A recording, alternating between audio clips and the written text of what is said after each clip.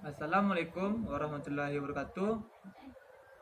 Perkenalkan, nama saya Haritia Pratama dari jurusan Psikologi UNP angkatan 17.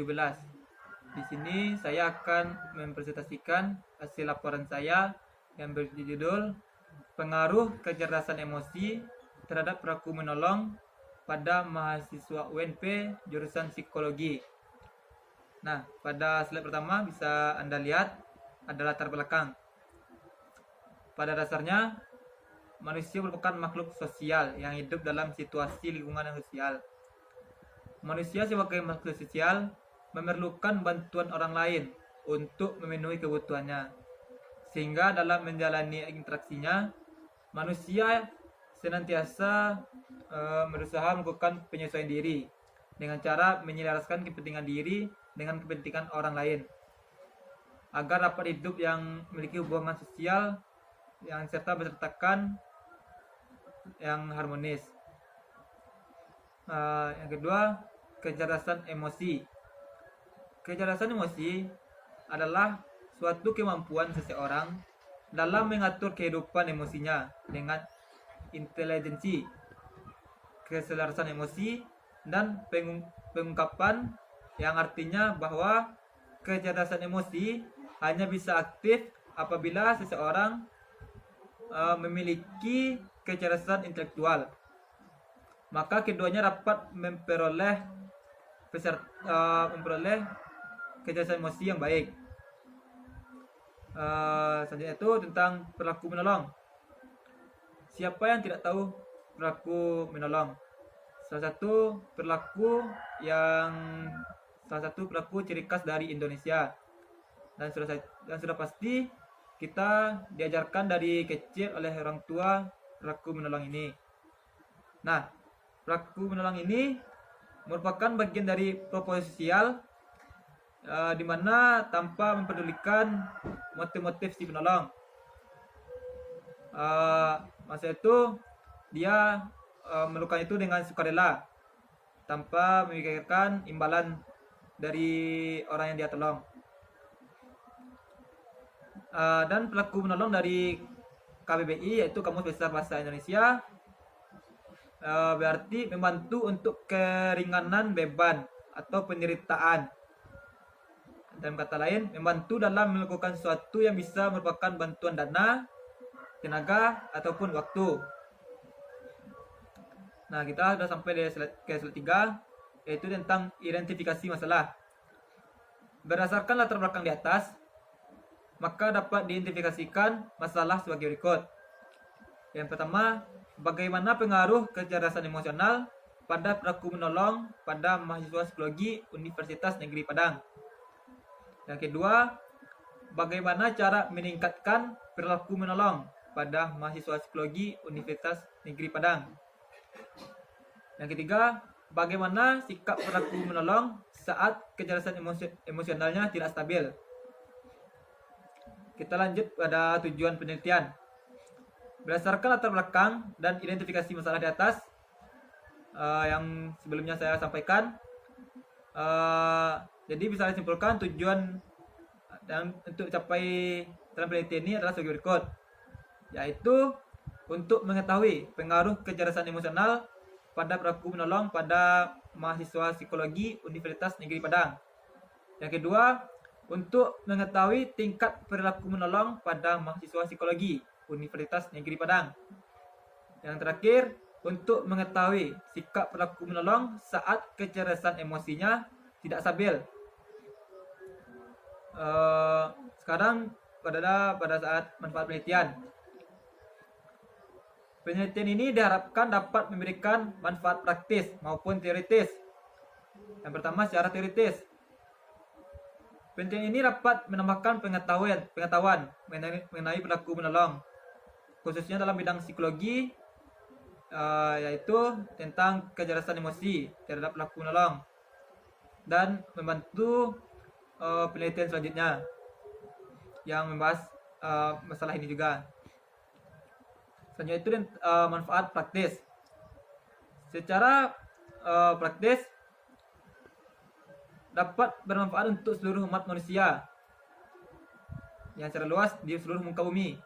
Karena sikap menolong tidak memandang suku, ras, budaya maupun agama. Kita masuk pada set keempat, itu pada bab kedua, yaitu pengertian perilaku menolong. Perilaku menolong merupakan bagian dari prososial yang dimana tidak memperdulikan motif-motif si penolong. Ya, sudah saya sampaikan tadi juga. Dan terutama sekali dalam melakukan segala hal dalam berawal dari niat, dimana dalam melakukan sesuatu perilaku menolong bahwa dia menolong tanpa memikirkan penilaian moral.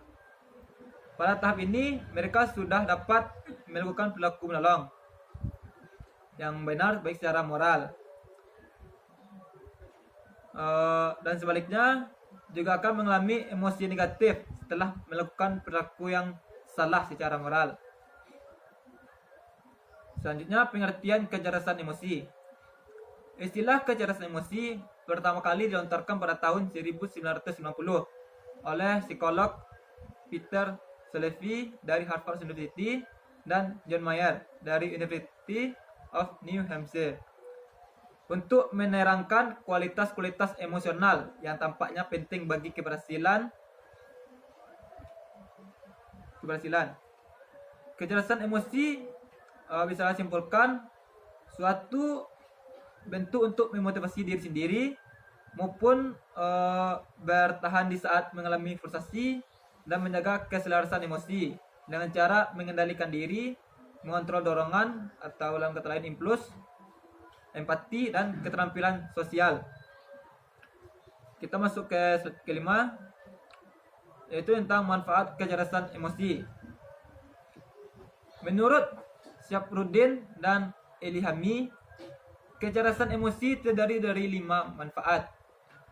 Yang pertama, kemampuan mengenal emosi diri, yaitu dimana kita secara sadar mengenali perasaan itu terjadi dari waktu ke waktu dalam kehidupan seseorang.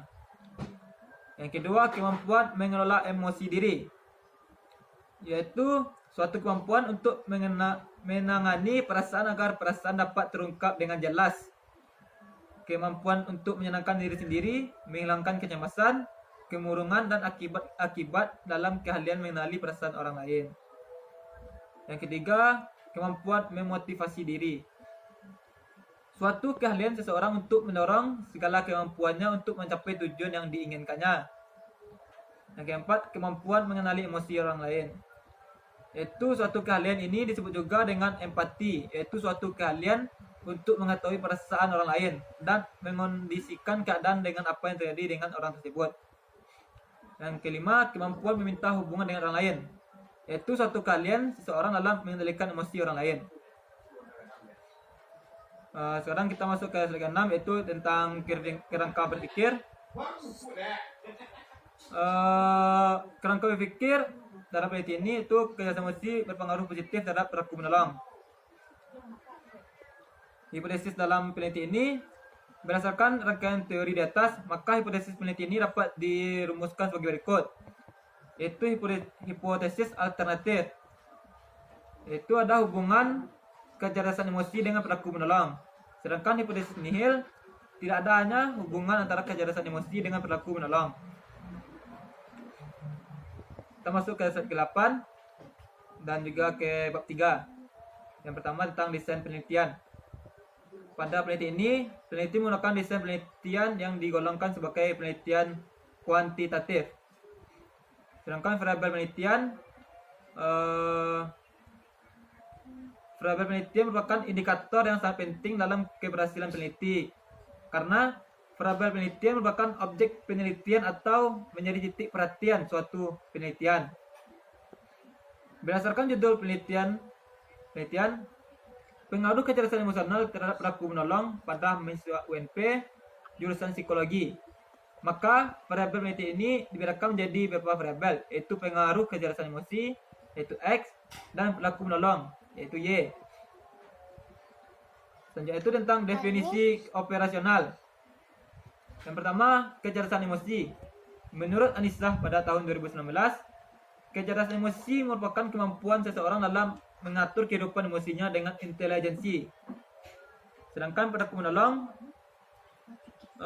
suatu bentuk tindakan yang positif dilakukan dengan sukarela tanpa ada perasaan atau dorongan dari orang lain dalam inisiatif diri sendiri untuk dapat melakukan pertolongan itu dengan tanpa meminta imbalan apapun. Selanjutnya, populasi dan sampel penelitian. Populasi pada penelitian ini yaitu mahasiswa UNP pada jurusan psikologi Padang yang bertujuan untuk melihat tingkat perilaku menolongnya. Sedangkan sampel dalam penelitian ini membutuhkan 75 orang mahasiswa UNP jurusan psikologi. Terakhir pada slide ke-9, instrumen dan teknik pengumpulan data. Instrumen penelitian ini menggunakan skala Likert.